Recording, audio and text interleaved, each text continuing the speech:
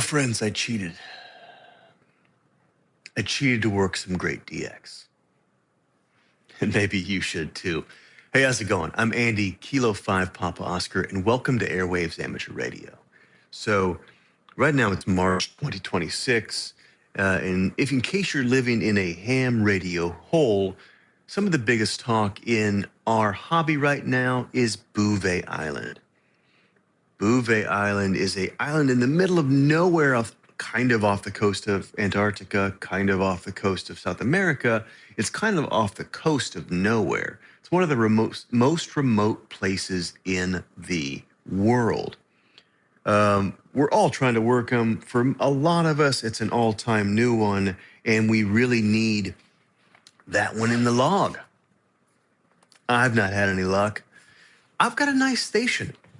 I've got a full-size 40-meter and 80-meter vertical with a lot of radials. I got an off-center fed dipole. I've got a tower with 10, 15, and 20 meters on a tri-bander. I have an inverted L for 160 meters. I don't have a receive antenna right now. It's broken. But look, I got a nice station. I got QRO, got 1,500 watts on hand, flex radio 8600. It's a solid station. I'm still not having any luck. I'm also located in the central United States. And based on the topography of how the island's located, the island has some elevation in the center, and where the camps and the operating positions are located, which tend to be kind of, I believe, toward the lower corners of the island. Frankly, it just doesn't really work out very well into the central United States. A lot of folks in a similar location to myself physically, in terms of our stations, are also having some challenges. So I'm not alone here. Couple that with the fact that it's one of the all-time most wanted DXCC entities in the world. So people are giving it everything they've got. They're calling all day and night whenever these folks are out there, when a spot pops up. Look, we got people blasting out calls for hours on the DX's transmit frequency when they can't even hear the DX in the first place. So it ain't easy out there, folks. You need every tool you can get. Whatever's in your toolbox, now's the time to pull it out. I did hear them a couple of days ago on 40 meters FT8. I was getting a copy on them, not bad. On FT8, I gave them 400 watts of FT8 from my station into the big vertical. I tried for maybe an hour or so, hour 15. Nothing. So I didn't want to miss this one, and I'm looking for options. I wasn't even hearing them on the high bands. So I figured, hey, it's time to pull out all the stops. What can we do? I remembered that I had used remote ham radio a couple of months back just to mess around with it. Pretty cool stuff. Pretty cool stuff they're doing. So basically what remote ham radio and those guys are doing is they set up basically big gun stations, and they let you have access to those stations from a web interface. So it's all pretty slick.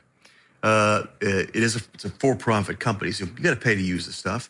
You can pay either $20 a month for a membership or $100 a year, I believe, for a membership. So that gets you kind of the membership thing. They need to verify your license, make sure you can really operate these stations before they turn them over to you, and then you're off and running. And then basically what it is you can pick the station you want to operate from, and based upon which station, you pay a per minute expense to operate that station. And they have 2 or 3 different tiers depending on the station. A couple of stations have a receive-only tier, that's like a couple of cents per minute. And then some of them, most of them have like a 100-watt tier.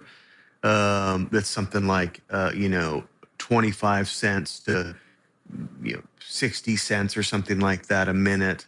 And then also have oftentimes a QRO tier, give you access to amplifiers and things for 99 cents to $1.25 US per minute. So it kind of goes up depending on the level of power and access you're getting there. But these are serious big gun stations. Most of them tend to be in the Northeast, so W1, W2 land, typically coastal proximity stations. And you're talking stations that have stacked tri-banders. You're talking four squares on 80, 40, 160 meters, QRO setups, absolute proper big gun stations. It's pretty slick stuff. So yeah, I mean, it's a for-profit company. They have to charge to use these stations.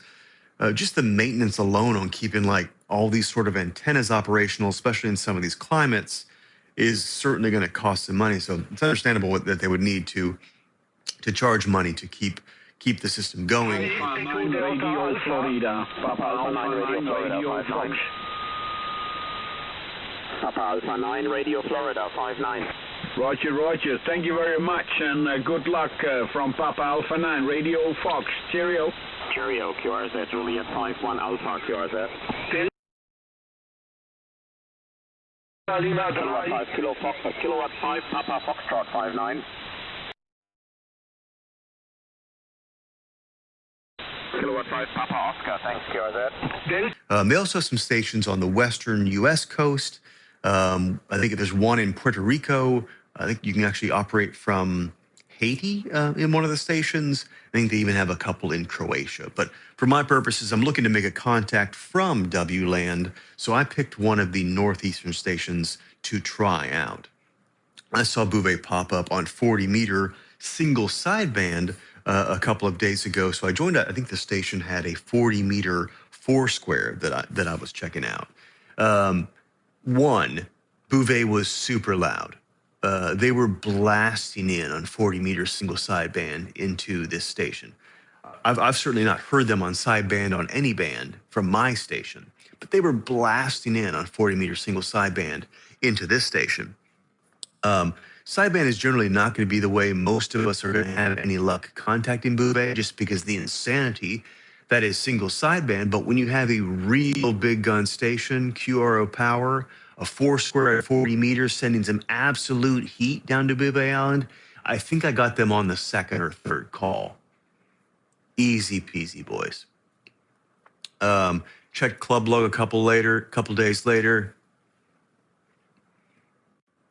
I was in the log.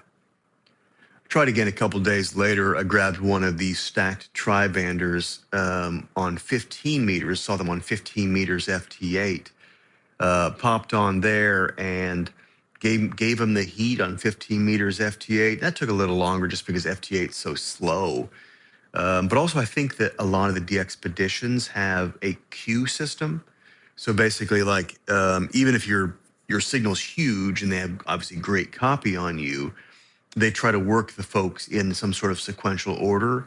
So it took a bit of a while. I think I spent maybe like 10 or 12 minutes or something like that to work them on 15 meters FT8, but I got them there too. Very cool. Look, it's just super cool to have access to these stations. I've never worked really or had access to a big gun station before. It certainly is different. The levels of the antennas they have are wild.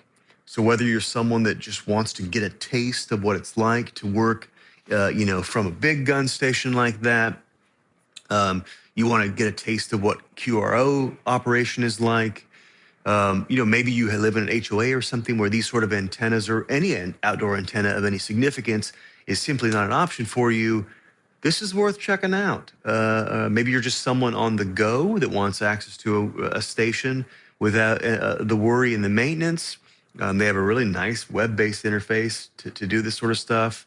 I was using my iPad to check it to work these contacts. Easy, no problem there.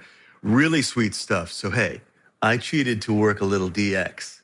I have no regrets. I'm glad I got them in the log. I'm going to keep trying for my home station because it's a matter of pride for some of the band slots that I don't have yet.